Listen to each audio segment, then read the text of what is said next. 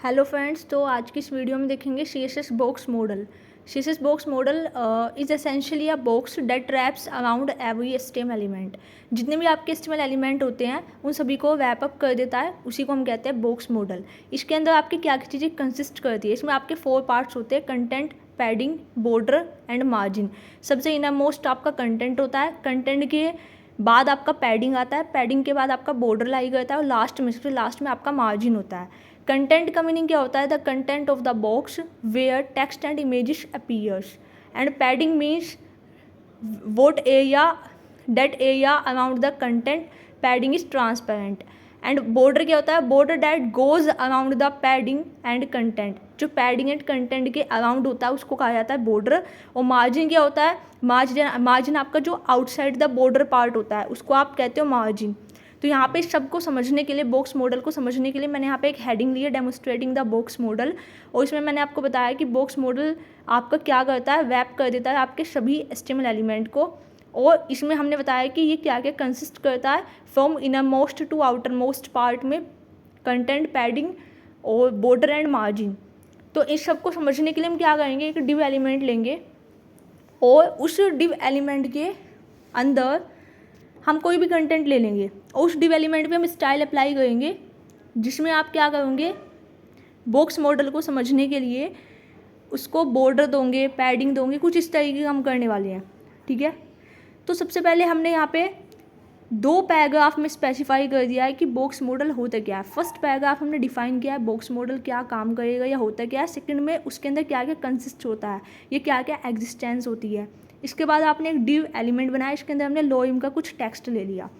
Clear है? अब हम क्या करने जा रहे हैं, हमें इंटरनल CSS की यहाँ पे यूज़ होगा, इंटरनल CSS हम देने जा रहे हैं। तो इसके लिए आपको करना क्या होगा, आएंगे अपनी हेड सेक्शन के अंदर स्टाइल टैग का यूज़ करेंगे। यहाँ पे डिव जो आपका एलिमेंट है उसमें हम स्टाइलिंग करना स्टार्ट कर देते हैं। सबसे पहले इसको एक बैकग्राउंड कलर देंगे। तो बैकग्राउंड कलर हम यहाँ पे ग्रे ले लेते हैं, लाइट ग्रे कलर। ठीक है, अब इसके बाद जब आपका यहाँ पे बैकग्राउंड कलर मैंने इसको दे दिया, अब इसको कुछ विड्थ दे देते हैं, विड्थ, और इसको थोड़ा 300 मैंने यहाँ पे पिक्सल की इसको एक विड्थ दे दी। और अब यहाँ पे इसको बॉर्डर अप्लाई कर देंगे। तो बॉर्डर मैंने यहाँ पे दे दिया 15 पिक्सल सॉलिड और बॉर्डर का कलर यहाँ पे दे दिया ग्रीन। ठीक है, ये जो आपका डिव एलिमेंट है। और इसके बाद आपका विड्थ हो गया, बॉर्डर हो गया, पैडिंग, थोड़ा इसको पैडिंग भी दे देंगे। पैडिंग हम यहाँ पे दे देते हैं 50 पिक्सल। और लास्ट में हम क्या करेंगे, इसको मार्जिन दे देंगे। देखो यहाँ पे जो पैडिंग और मार्जिन हम दे रहे हैं वो हम कॉमन दे रहे हैं। कॉमन का मीनिंग है टॉप, बॉटम, राइट और लेफ्ट सभी के लिए कॉमन है। मार्जिन 20 पिक्सल है और पैडिंग 50 पिक्सल है। अब यहाँ पे हम समझने वाले हैं कि ये जो हमने मार्जिन पैडिंग दिया है, ठीक है, और जो हमने विड्थ दिया है वो सब कैलकुलेट होके आएगी कैसे, ये भी आपको समझना है। हम यहाँ पे विड्थ भी कैलकुलेट कर लेंगे। तो सबसे पहले ये कंटेंट तो आपको समझ में आ गया होगा कि हमने क्या करा, एक डिव बनाया, लोइम टेक्स्ट लिया, उस तरीके से ब्राउज़र पर रिफ्रेश किया तो आपका ये बॉर्डर बन के आ गया 15 पिक्सल का। कलर आपका बॉर्डर में आपने ग्रीन दिया था और कंटेंट आपका इस तरीके से आ गया। मार्जिन और पैडिंग जो आपने दी थी as per the margin padding, आपका ये कंटेंट इस तरीके से दिख रहा है। ये आपका बॉक्स मॉडल है जिसमें आपकी 4 चीज़ें, आपका कंटेंट है, आपका पैडिंग है, आपका बॉर्डर है और आपका मार्जिन है। 4 चीज़ें होती है। 4 चीज़ें हमने यहाँ पे आपको लेकर के दिखा दी। ठीक है, कि आपको स्टाइलिंग कैसे करनी है। अब बात करते हैं कि हम कैलकुलेट करेंगे। ठीक है, कैलकुलेट करेंगे क्या, टोटल विड्थ। टोटल विड्थ आपकी कैसे आएगी, तो सबसे पहले बात करते हैं टोटल विड्थ आपकी कैलकुलेट कैसे होगी। तो टोटल विड्थ में ना आपका मार्जिन और पैडिंग, यहाँ पे लेफ़्ट और राइट मार्जिन पैडिंग भी आपका ऐड होगा। और अगर आप टोटल हाइट कैलकुलेट करोगे तो उस केस में टॉप और बॉटम से मार्जिन, पैडिंग और बॉर्डर ये सब चीज़ें आपकी ऐड होंगी। मतलब मैं समझाती हूँ, हम कहेंगे कि हमने यहाँ पे एक इमेज ली है, मैंने अपने सिस्टम में एक इमेज पड़ी हुई थी नेचर की, वो इमेज हमने यहाँ पे उठा ली। इस इमेज को हमने यहाँ पे विड्थ और हाइट भी सेट कर देंगे। मैंने इसको विड्थ और हाइट भी दे दी एज़ पर माई चॉइस। आपको जितनी भी विड्थ और हाइट लेनी वो आप ले सकते हो। क्लियर है? अब ये इमेज आपकी ब्राउज़र पे शो एज इट इज़ होगी। इसके बाद आपने क्या करा, एक डिव एलिमेंट यहाँ पे लिया हुआ है जिसके अंदर आपने कोई भी टेक्स्ट दिया हुआ है। अब इस डिव एलिमेंट को ना हम कुछ विड्थ और हाइट देने वाले हैं।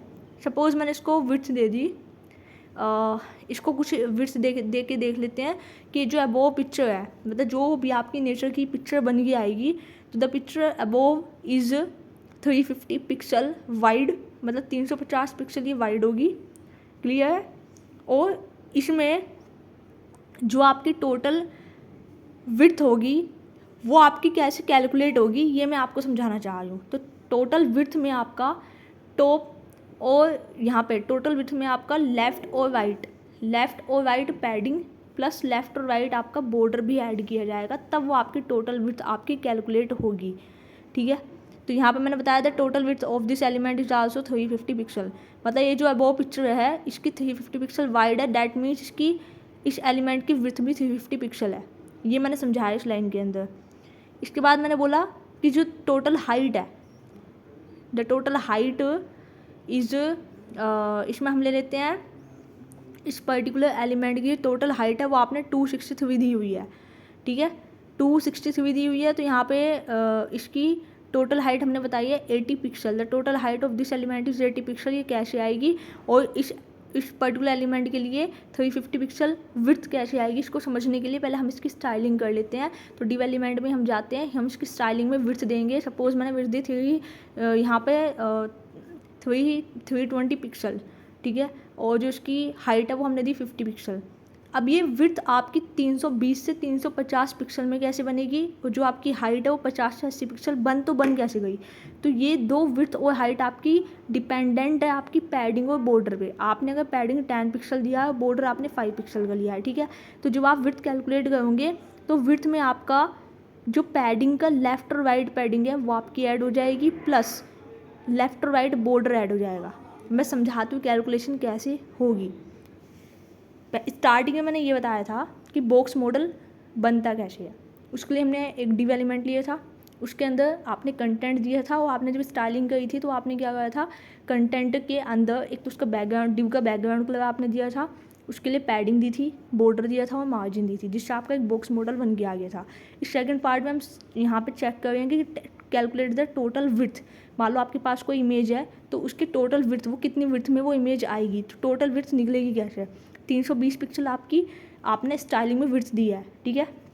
अब इस 320 पिक्सल में 30 पिक्सल ऐड और क्या हो गया, तो इसको समझ लेते हैं। जैसे कि मैंने बताया पैडिंग आपने दी हुई थी 10 पिक्सल, 10 पिक्सल कॉमन थी, मतलब लेफ्ट और राइट पैडिंग भी आपकी 10 पिक्सल है।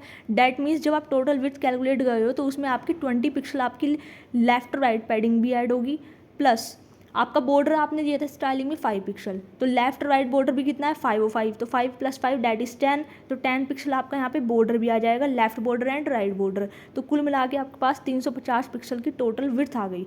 अब उसी तरीके से आपको टोटल हाइट निकालनी है, तो जो आपने स्टाइलिंग में हाइट दी है वो है 50 पिक्सल।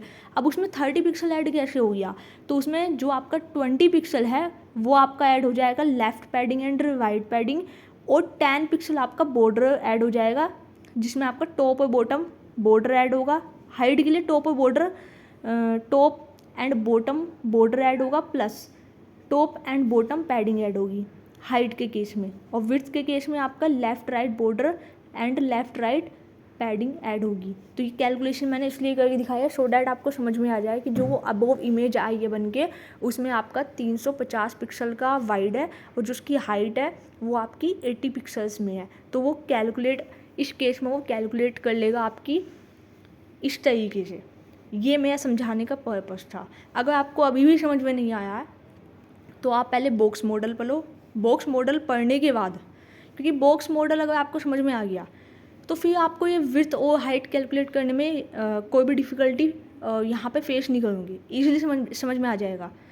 बस इतना याद रखना है, जब आपको टोटल विड्थ निकालनी है तो उसमें आपका पैडिंग और बॉर्डर दोनों चीज़ ऐड होंगे, पर कौन सी पैडिंग ऐड होगी, लेफ्ट एंड राइट पैडिंग, और बॉर्डर कौन सा ऐड होगा, left and right border. Height के केस में पैडिंग और बॉर्डर दोनों आपके ऐड होंगे, लेकिन टॉप और बॉटम से। तो ये आपका इस तरीके से आउटपुट आ गया। I hope you understand, and if you have any concern any question regarding this you can ask me ना comment section. Have a great day, thank you so much.